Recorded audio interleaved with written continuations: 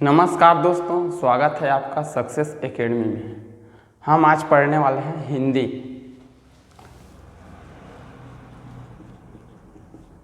हिंदी में हम आज पढ़ेंगे भाषा बोध और भाषा बोध का ही एक टॉपिक है हिंदी का विकास क्रम।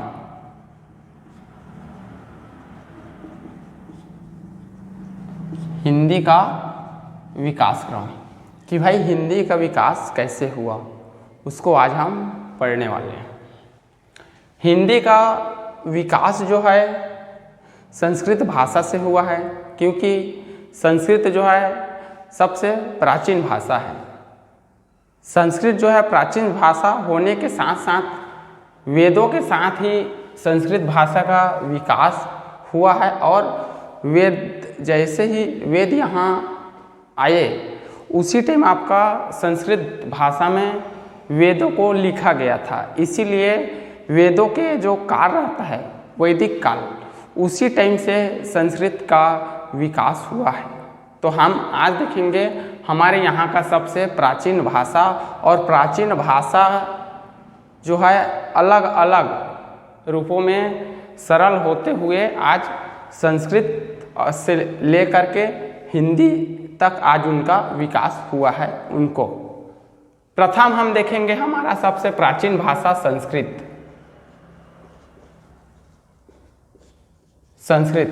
संस्कृत जो है हमारा सबसे प्राचीन भाषा है।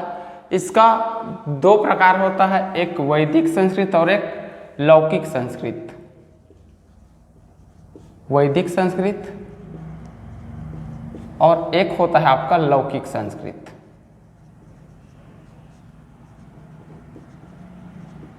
वैदिक संस्कृत का जो टाइम पीरियड रहता है वह रहता है आपका 1500 ईसा पूर्व, और लौकिक संस्कृत का टाइम रहता है आपका 1000 ईसा पूर्व। क्योंकि वैदिक संस्कृत से ही वेदों में विकास हुआ है और वेदों का काल शुरू होता है। यह जो वैदिक संस्कृत है इसका दो प्रकार होता है। दो प्रकार,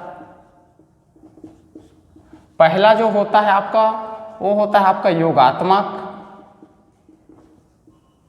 और दूसरा जो होता है वह संगीतात्मक होता है।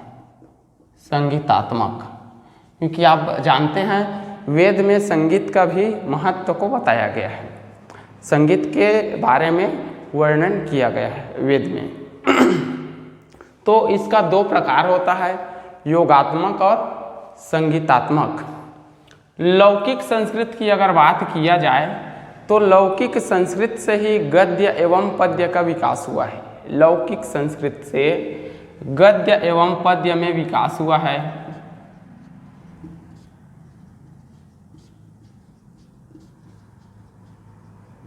गद्य एवं पद्य में लौकिक संस्कृत से ही विकास हुआ है।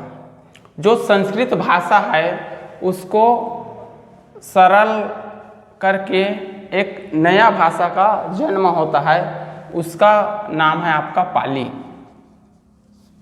प्रथम भाषा हो गया आपका संस्कृत, दूसरा हमारा आएगा कौन? पाली। पाली जो भाषा रहता है उसका टाइम पीरियड रहता है आपका लगभग 600 ईसा पूर्व। टाइम पीरियड रहता है 600 ईसा पूर्व। 600 ईसा पूर्व का टाइम पीरियड रहता है। और इसी जो पाली भाषा है उसको हमारे जो बौद्ध हैं, बौद्ध जी, गौतम बुद्ध जी, उन्हीं के द्वारा पाली भाषा को प्रथम बार बोला जाता है। ऐसा मतलब देखने को मिलता है या फिर सुनने को मिलता है कि जो पाली भाषा है उसको गौतम बुद्ध जी के द्वारा प्रयोग में लाया जाता है। इसीलिए इस पाली भाषा को भारत का प्रथम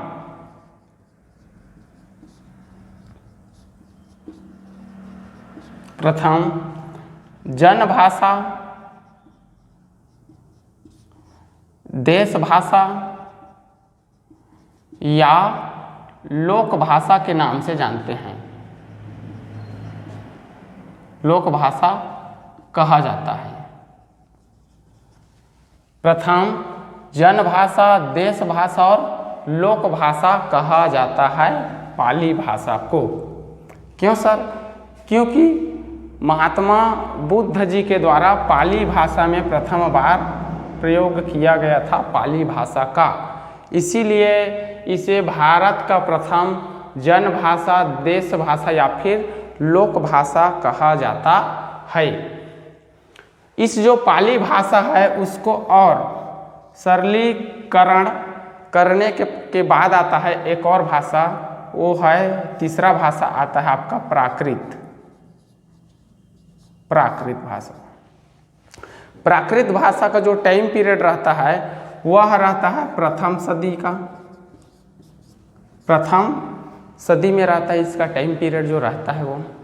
और ये जो प्राकृत भाषा है, इसी भाषा में जो अशोक के जितने भी शिलालेख हैं उसको इसी भाषा में लिखा गया है।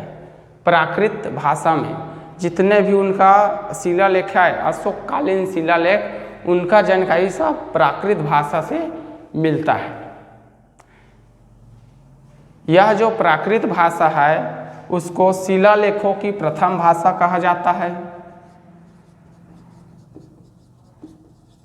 शिलालेखों की प्रथम भाषा कहा जाता है, प्रथम भाषा।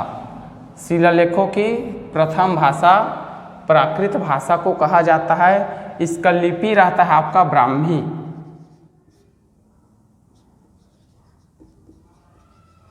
ब्राह्मी इसका लिपि रहता है। इस जो प्राकृत भाषा है उसको फिर से किया जाता है इसका मतलब फिर किया जाता है सरल किया जाता है। उसके बाद आता है आपका चौथा जो आता है वो आता है आपका अपभ्रंश।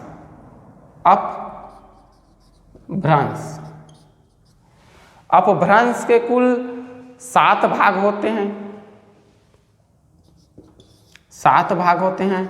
इसी 7 भाग से अनेकों प्रकार के भाषाओं का विकास हुआ है। प्रथम जो भाषा आता है हमारे पास आता है वह आता है ब्राह्मण,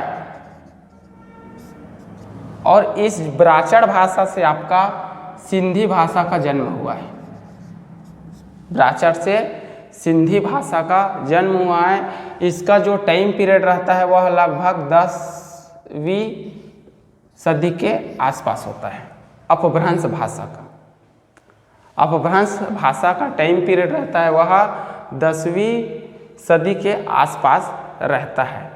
इसका कुल 7 भाग होता है। 7 भाग में हम आज देखेंगे, अभी देखेंगे, प्रथम देख रहे हैं वो है आपका ब्राह्मण, और ये ब्राह्मण से आपका निकला है सिंधी भाषा।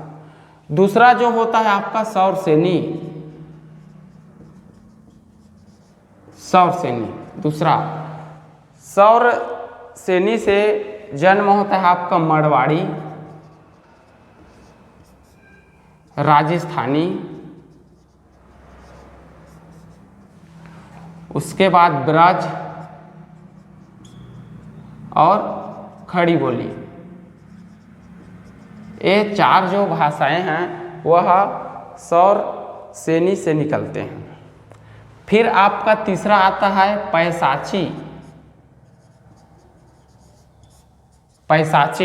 पैसाची से निकलता है पंजाबी, और चौथा आता है खस से आपका निकलता है पहाड़ी, गढ़वाली और कुमायूनी। पहाड़ी, गढ़वाली और कुमायूनी। उसके बाद 5वां जो होता है वह होता है मागधी, मगध क्षेत्र में बोले जाने वाली भाषा मागधी से आपका निकलता है भोजपुरी, नेपाली,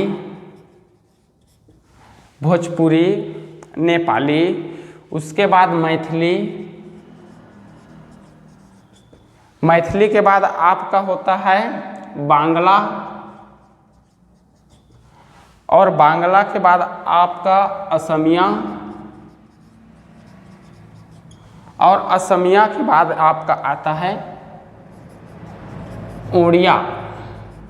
उड़िया भोजपुरी, नेपाली, मैथिली, बांग्ला, असमिया और उड़िया। छठा जो हमारा आता है वह आता है अर्धमागधी। कौन सा आता है? अर्धमागधी। इसी अर्धमागधी से आपका निकलता है आपका अवधी, बघेली और छत्तीसगढ़ी। इस 3 भाषा का होता है जन्म, अवधी, बघेली और छत्तीसगढ़ी। छठा अर्धमागधी। अर्धमागधी, अर्धमागधी से निकलता है आपका छत्तीसगढ़ी, अवधी और बघेली। अवधी और बघेली। इसी अवधी और बघेली को प्रश्न पूछा जाता है। इसको जुड़वा बहन या फिर सहोदरा कहा जाता है। व्यापम में कई बार पूछा गया है। जुड़वा बहन या फिर सहोदरा कहा जाता है। अवधी एवं बघेली को जुड़वा बहन या फिर सहोदरा कहा जाता है। फिर 7वां हम देखेंगे आपका, वो है आपका मराठी। मराठी, मराठी से आपका निकलता है महाराष्ट्री है, सॉरी, ये है आपका 7वां है महाराष्ट्री। महाराष्ट्री से आपका निकलता है मराठी। मराठी के बाद आपका निकलता है कोंकणी, और कोंकणी के बाद निकलता है आपका गुजराती। गुजराती निकलता है कोंकणी के बाद। मराठी, कोंकणी और गुजराती, यह जो 7 भाग है, इससे अनेकों प्रकार के भाषाओं का जन्म होता है। उसके बाद हम देखेंगे अगला कि हिंदी का विशेष देखेंगे कि हिंदी में और क्या क्या विशेष पढ़ सकते हैं। जैसे पूर्वी हिंदी, पश्चिमी हिंदी किसे कहा जाता है, इसको देखेंगे। पूर्वी जो हिंदी रहता है, पूर्वी हिंदी जो है उसको हम मागधी में पढ़ते हैं। मागधी भाषा जो है हमारा पूर्वी हिंदी के अंतर्गत आता है। और एक और आता है अर्धमागधी। अर्धमागधी, यह जो होता है, यह दोनों पूर्वी हिंदी होता है, क्योंकि इसको मगध क्षेत्र में और इसको हमारे छत्तीसगढ़ और एमपी में बोला जाता है, क्योंकि इसी भाषा से आपका अवधी, बघेली और छत्तीसगढ़ी भाषा का जन्म हुआ है अर्धमागधी से। ये जो भाषा है यह जो है यह मगध क्षेत्र में बोला जाता था, इसीलिए इसे पूर्वी हिंदी की संज्ञा दी जाती है। उसके बाद देखेंगे हम पश्चिमी हिंदी। ऐसा प्रश्न आता है, इसीलिए बता रहा हूँ मैं। पश्चिमी हिंदी में आपका आता है सौरसेनी।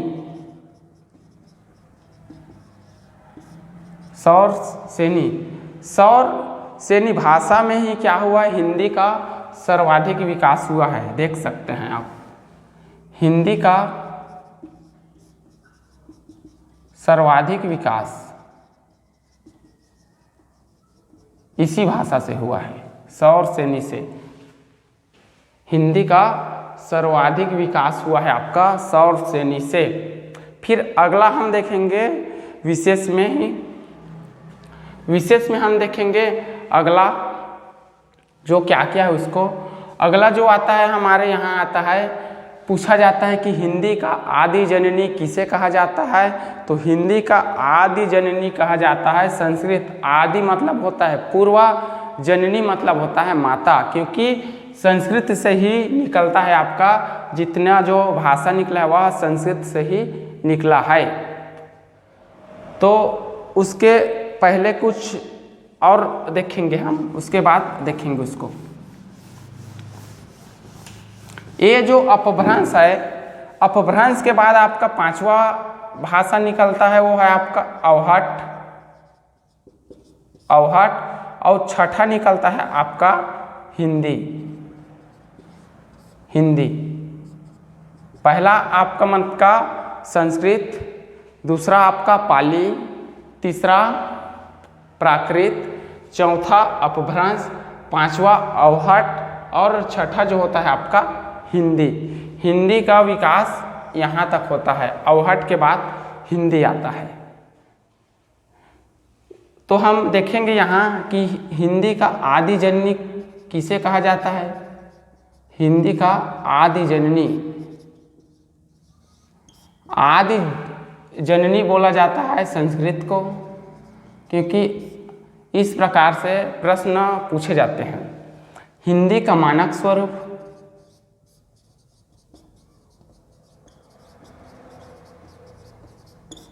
मानक स्वरूप जो है वो है खड़ी बोली। हिंदी का मानक स्वरूप होता है आपका खड़ी बोली। यहाँ तक आपका होता है हिंदी का विकास क्रम कंप्लीट। यह जो टॉपिक है उसको 2021 एवं 22 के CGPSC एग्ज़ाम में लगातार 2 साल से पूछा गया है और प्रबल संभावना है कि इस बार भी पूछ सकता है। हिंदी के विकास क्रम को क्रम से जमाइए बोल करके प्रश्न आता है, क्योंकि अगले साल 2021 और 2022 में C-सेट में इस प्रश्न को पूछा गया है, हिंदी के विकास क्रम को जमाइए बोल करके। तो विकास क्रम भाई कैसे हुआ है, प्रथम आया है क्या संस्कृत, उसके बाद पाली, पाली के बाद प्राकृत और प्राकृत के बाद अपभ्रंश, अपभ्रंश के बाद अवहट, अवहट, अवहट के बाद हिंदी। ऐसे क्या हुआ है, भाषा का विकास हुआ है। संस्कृत, पाली, प्राकृत, अपभ्रंश, अवहट और हिंदी। इसको 2021-2022 के CGPSC C-सेट में पूछा गया है। यह जो टॉपिक है एकदम IMP है, इस बार भी पूछने का प्रबल संभावना है। अगला जो हमारा टॉपिक होगा वह होगा हमारा भाषा के संबंध में संवैधानिक प्रावधान। यहाँ से भी प्रश्न बनता है। जो हमारा अगला टॉपिक होगा वह होगा भाषा के संबंध में संवैधानिक प्रावधान। तब तक के लिए नमस्कार, थैंक यू, जय हिंद।